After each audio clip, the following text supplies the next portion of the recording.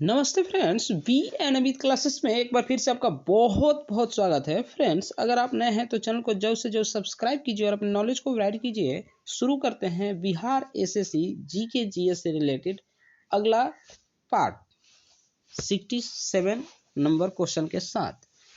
Carbonic अम्ल है, carbonic अम्ल कौन है? तो इसमें इसका राइट आंसर हो जाएगा C6H5OS। ठीक है, आगे बढ़ते हैं फ्रेंड्स। विश्व ओजोन दिवस कब मनाया जाता है? बहुत सारे लोग बोले हैं कि आप थोड़ा स्पीड में क्यों नहीं करते हैं, तो शुरू करते हैं आज स्पीड में थोड़ा। ठीक है, विश्व ओजोन दिवस कब मनाया जाता है? तो विश्व ओजोन दिवस जो है हमारा 16 सितंबर को मनाया जाता है, 16 जून को मनाया जाता है, 23 मार्च को मनाया जाता है या 23 जुलाई को मनाया जाता है, आपको बताना है। तो इसका क्या आंसर हो जाएगा? 16 सितंबर। ठीक है, 16 सितंबर को विश्व ओजोन दिवस मनाया जाता है। ठीक है, आगे बढ़ते हैं फ्रेंड्स। सामान्य नेत्र रेटिना पर बनने वाला प्रतिबिंब होता है। सामान्य नेत्र जो है रेटिना पर बनने वाला जो प्रतिबिंब होता है वो क्या होता है? तो रेटिना पर कैसा प्रतिबिंब बनता है? सिंपल सवाल आपको बताना है, कैसा प्रतिबिंब बनता है? तो वास्तविक और उल्टा प्रतिबिंब बनता है। आगे बढ़ते हैं फ्रेंड्स। वर्गीकरण की आधारीय इकाई है, वर्गीकरण की जो है आधारीय इकाई क्या है, आपको यही बताना है।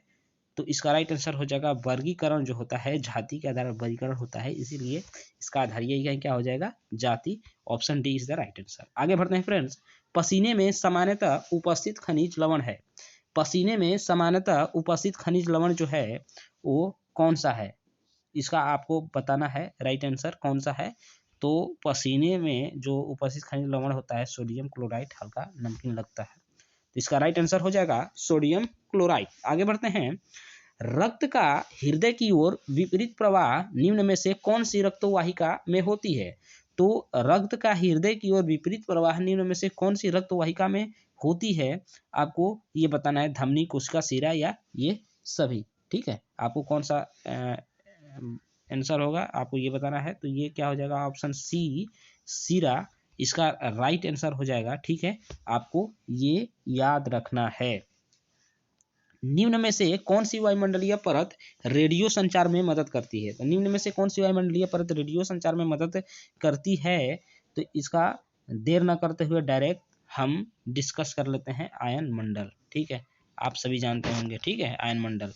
किसी पदार्थ का क्वथनांक दाब में वृद्धि के साथ क्या होता है? बढ़ता है, घटता है, नियत रहता है, शून्य हो जाता है? किसी पदार्थ का क्वथनांक दाब में वृद्धि के साथ क्या होता है? ये एकदम बिल्कुल सिंपल सवाल है, इसमें आपको गलती कतई नहीं करनी है।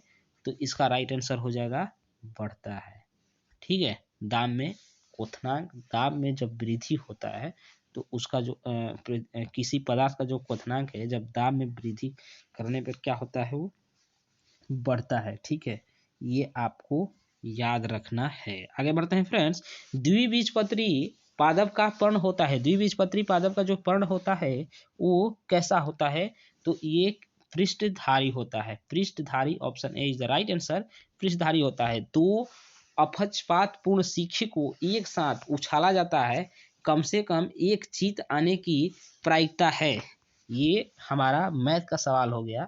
ठीक है, आपको मैंने तो जीके जीएस का ही लेकर आया था, क्वेश्चन में थोड़ा आगे है तो कोई बात नहीं।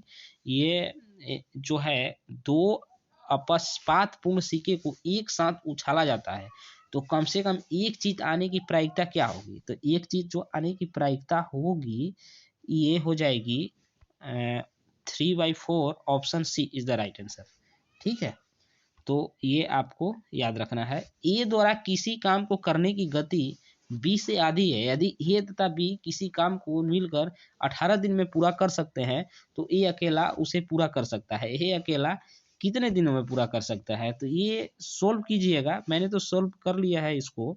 इसका राइट आंसर हो जाएगा 54 दिनों में। ठीक है, मैं मैथ का जो है अलग से प्रैक्टिस सेट लाने वाला हूँ, तो इसलिए मैं मैथ का क्वेश्चन नहीं कर रहा हूँ। इसमें दिया है कैसे आंसर जेन्युइन तरीके से मैं बता दे रहा हूँ। ठीक है, प्रथम 11 प्राकृत संख्याओं का माध्यम है। प्रथम 11 जो प्राकृत संख्या है उसका जो माध्यम है क्या है? तो उसका माध्यम है 5.5 आएगा इसका।